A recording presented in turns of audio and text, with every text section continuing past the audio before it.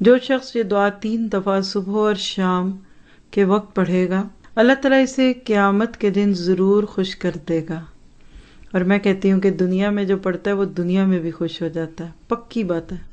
آپ کو اگر اپنی تقدیر پہ شکوہ ہے، اپنی شکل نہیں پسند اور پتہ نہیں کیا کیا نہیں پسند، صبح و شام 3 بار پڑھیے، اللہ آپ کو راضی کر دے گا، آپ کی تقدیر سے راضی ہو جائیں گے آپ انشاءاللہ۔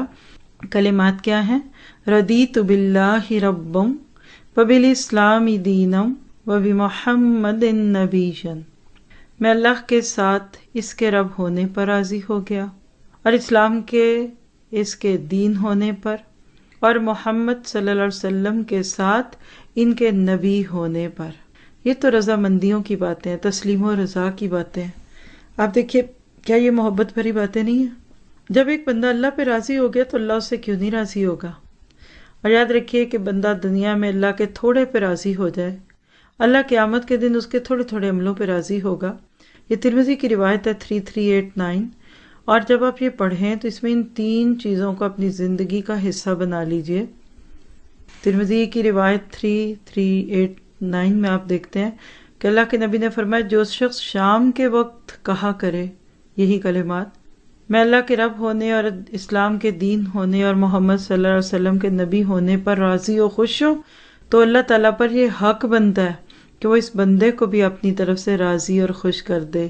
کون ہے ایسا دنیا میں جو اللہ پہ کوئی حق دعویٰ کر سکے؟ یہ تو اللہ نے خود ہی اپنے لیے رکھا نا، تو انشاءاللہ اس کو بھی مانگنا ہے اور اس پہ تو دل جما لیجئے۔ رضیت باللہ رب، نہ شکرے لوگ، اللہ کی دی ہوئی تقدیر پہ ناراض لوگ کبھی خوشی نہیں پائیں گے۔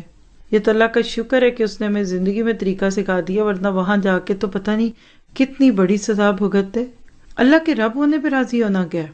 پہلی بات ہے کہ رب تو ہی سب، تیرے سوا کوئی نہیں چاہیے، تیرے فیصلے ٹھیک، تیرا کام ٹھیک، یعنی اللہ کے اسماء و صفات کو ذہن میں رکھ لیں، اللہ کی ہر صفت پہ راضی، داتا، مشکل کشا، حاجت روا سب رب ہے۔ پھر اسلام کے دین ہونے پہ کہ ہمیں اسلام کے علاوہ اور کوئی لائف سٹائل نہیں چاہیے۔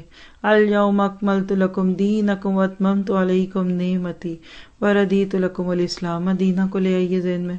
اور وہ بھی محمد نبی یعنی نبی صلی اللہ علیہ وسلم جیسا پیارا راہبر، اور وہ بھی راہبر کامل، ہمیں اور کسی کی ضرورت نہیں۔ لقد کان لکم فی رسول اللہ اسوۃ حسنہ، جتنا زیادہ آپ ان باتوں پہ غور کریں گے آپ کو ایسے لگے گا کہ اتنا ہی زیادہ آپ کے دل میں اللہ کے نبی کا پیار بھی آئے گا، اسلام کے وہ مسائل یا وہ باتیں جو کبھی کبھی ہمیں چبھتے ہیں، یہ کیوں ہیں، عورتیں کیوں چھپیں، مرد کیوں نہیں چھپتے، شادی کے بعد عورت کیوں جاتی ہے مرد کے گھر، مرد کیوں نہیں آتا، آپ کہیں گے رضیت بالاسلام دینا۔